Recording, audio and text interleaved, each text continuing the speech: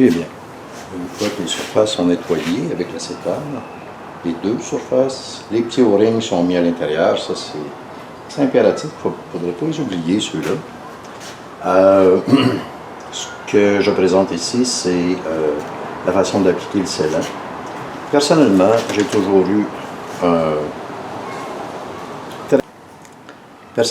toujours eu un très fort penchant pour le scellant de Chrysler, le Mopar. Il est vraiment excellent et sa cote est très élevée à peu près partout. Donc, voici la façon de l'appliquer. Une fois que ça va être fait, à ce moment-là, ça va être les courbes de serrage, 18 Nm selon la séquence suivante.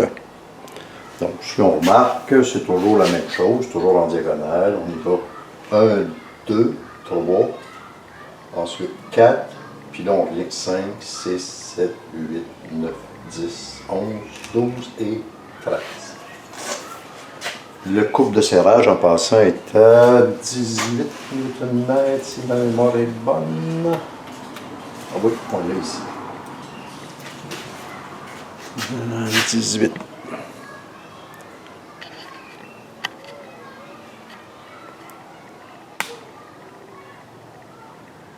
Donc 18 Nm. Donc je me prends une petite pause, j'ai 3 heures. Ensuite j'applique, je serre et c'est ça. Fin de cette partie.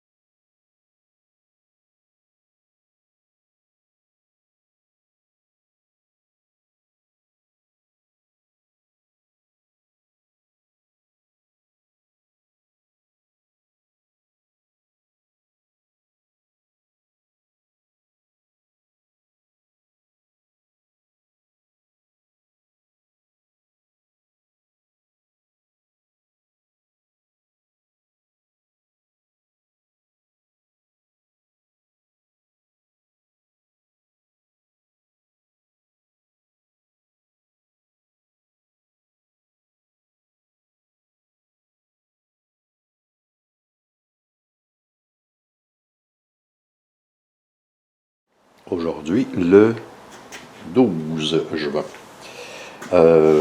Voici, aujourd'hui je remonte les têtes et si possible, parce que j'ai peu de temps pour travailler là-dessus aujourd'hui, et si possible, je remets les têtes sur le bloc.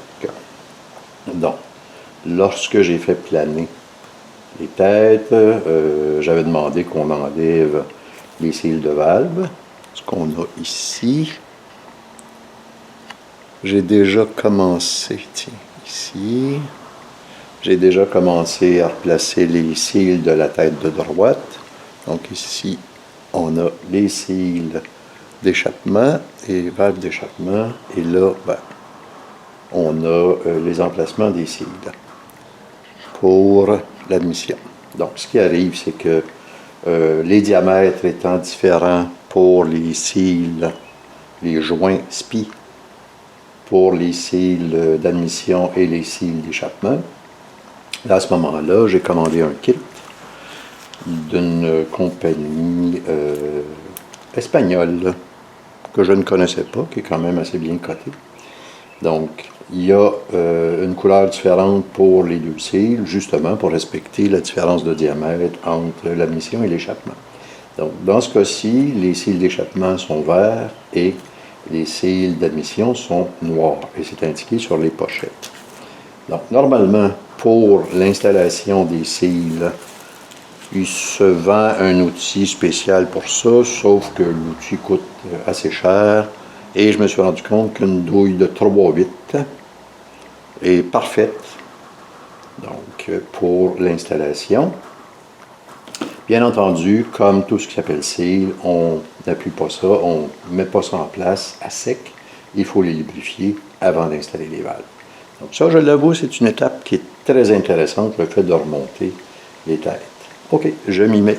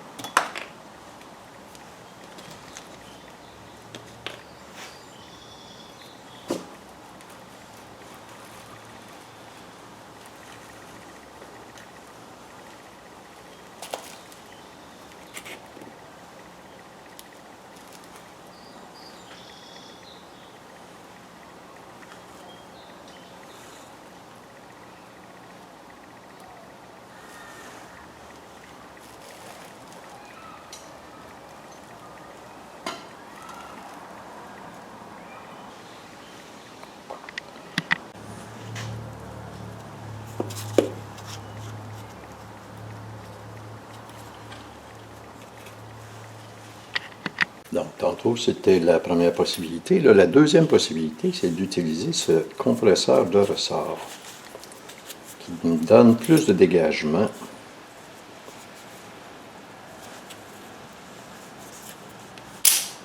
Mais qui a l'inconvénient que ça glisse.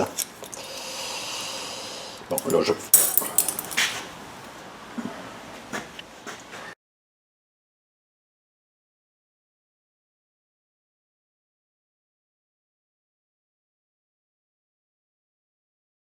Bon, ben, ça s'avère que ça va être l'outil que je vais utiliser. Bon, je fais le reste, donc je m'y mets.